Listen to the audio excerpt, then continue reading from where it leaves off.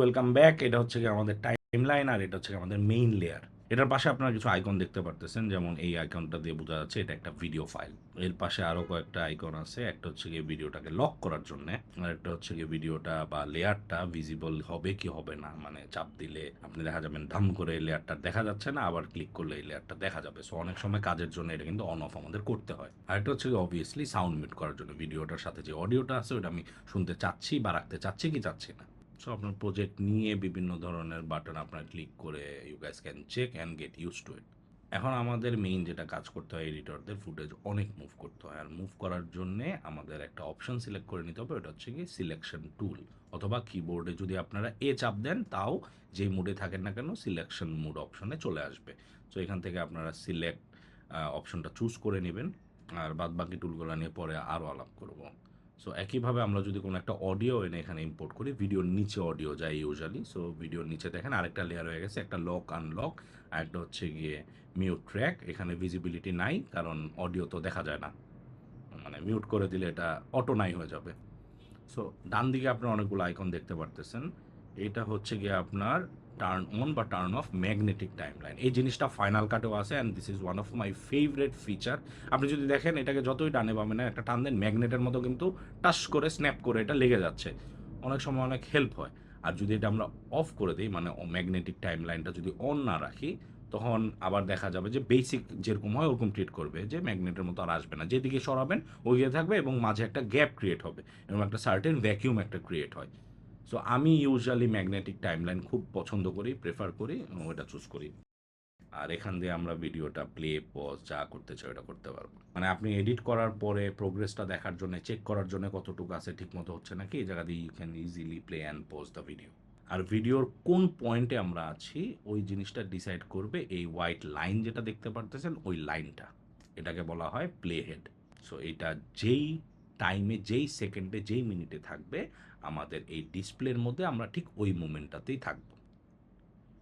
আর ভিডিওটা আমরা একটু আগায় যেতে চাইলে, আগে যেতে চাইলে আমরা প্লে হেডটা ধরে ডানে বায়ে যেভাবে ইচ্ছা আগাইতে পিছাতে পারবো, অথবা এটাকে বলে skimming through the footages or your time line. So আরেকটা ওয়ে আছে ভিডিওতে স্কিম করার জন্য উইদাউট চেঞ্জিং ইয়োর পজিশন, সেটা হচ্ছে গিয়ে যদি আমরা এখানে আসি, টার্ন অন প্রিভিউ। সো এই অপশনটা দেওয়ার পরে একটা এক্সট্রা দাগ আসবে, যেটা হচ্ছে গিয়ে আপনার প্লে হেড ওই জায়গায় আছে কারণ ওইখানে আপনি কোনো এডিট করছেন, কিন্তু ওইটা সামনের পার্টগুলো কী আছে বা কী চেঞ্জ হয়েছে ওইটা দেখাবে।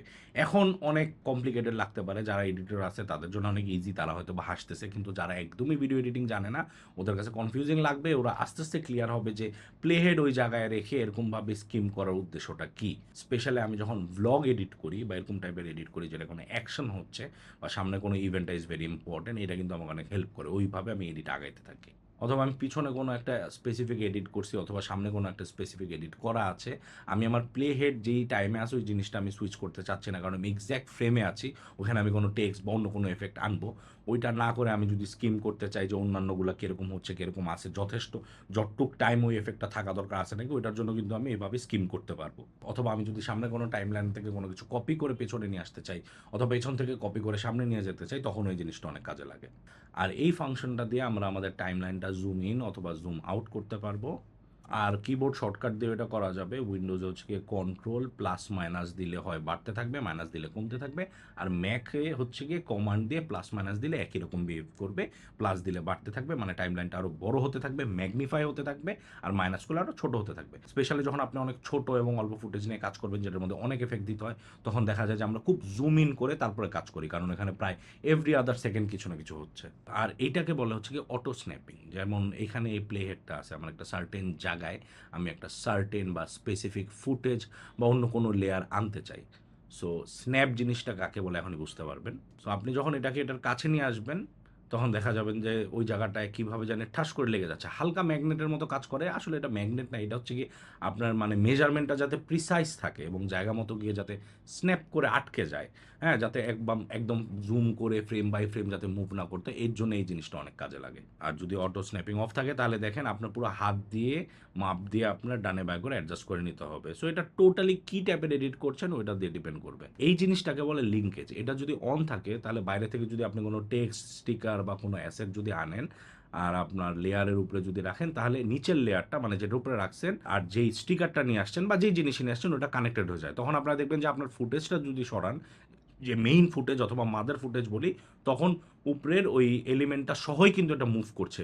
সো আপনার টাইমলাইনের সাথে কিন্তু এটা চেঞ্জ হয়ে যাচ্ছে না। ওইখানে যেখানে বসাইছেন ওই এফেক্টটা ওইখানেই থাকছে। আর আপনি যদি এই লিঙ্কেজ ফাংশনটা অফ করে দেন, তাহলে দেখা যাবে আপনি যখন আপনার মেইন লেয়ারটা সরাবেন তখন দেখবেন যে আপনার ওই স্টিকারটা আগের জায়গাতেই রয়ে গেছে।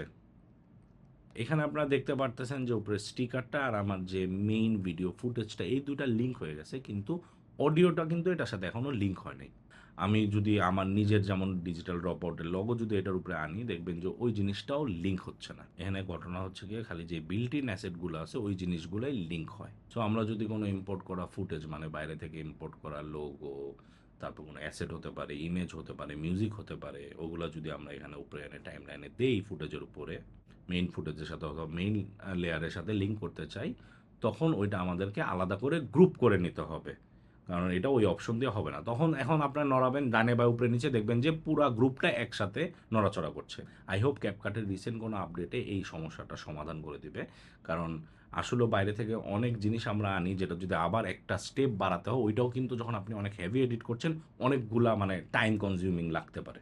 সো এখন আমরা যেরকম আমাদের এই প্রজেক্টটার মধ্যে অথবা এই টাইমলাইনের মধ্যে আলাদা আলাদা সব লেয়ার দেখতে পাচ্ছি। এখানে একটা ভিডিও ফাইল আছে, নিচে অডিও আছে, উপরে স্টিকার আছে, আমাদের ডিজিটাল ড্রপআউটের লোগোটা দেখা যাচ্ছে। কম্পাউন্ড করলে এগুলো সব একসাথে দেখা যাবে না, কিন্তু যেগুলাকে যেই পজিশনে রাখা হয়েছে ওগুলা কিন্তু ঠিকই থাকবে।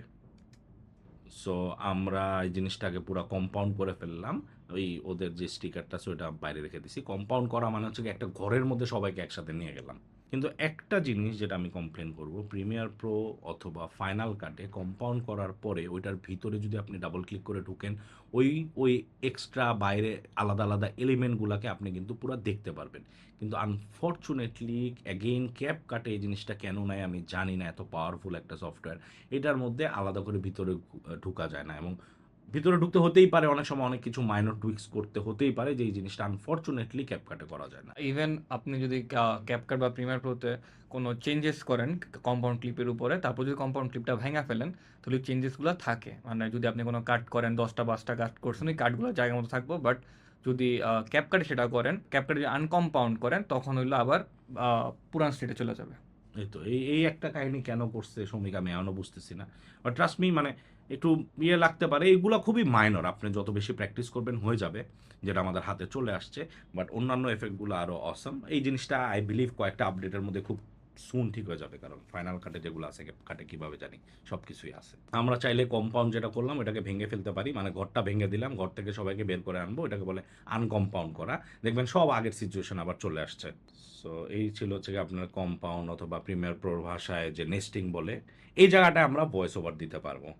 এখানে যে খুব ভালো ভয়েস রেকর্ডিং হয় এটা বলবো না, কিন্তু ভয়েস রেকর্ডিং যদি খুব দরকার হয় আপনার, আমি তাহলে বাইরের কোনো সফটওয়্যার ইউজ করবো, যেমন অডিশন ইউজ করতে পারি, অডাসিটি ইউজ করতে পারি, রাইট? তো হ্যাঁ। আমরা এটা করি। আমরা যেমন ম্যাকের ক্ষেত্রে কুইক টাইম অনেক ইউজ করি, ওবিএসও ইউজ করি। আর এখানে হচ্ছে গিয়ে কি ফ্রেমের জন্য এগুলো নিয়ে আমরা পরে আরও অনেক বিস্তারিত আলোচনা করবো। শ্রমিক এটা নিয়ে পুরো একটা ক্লাস নেবে। সো ছোট ছোট করে অনেক অনেক অনেক ইম্পর্টেন্ট ইনফরমেশন দিচ্ছি। এগুলো জাস্ট দেখলেই হবে না, ট্রাস্ট মি, দেখে করতে গেলে কিচ্ছু হবে না। ওইটা যে কোনো একটা ফুটেজ নেন যেগুলো আমরাই প্রোভাইড করে দিব, আর ওইটার মধ্যে প্র্যাকটিস করেন, প্র্যাকটিস করেন, প্র্যাকটিস করেন। প্র্যাকটিসের উপরে কিচ্ছু নাই, তখন দেখবেন এই জিনিসগুলো উইল স্টার্ট মেকিং সেন্স।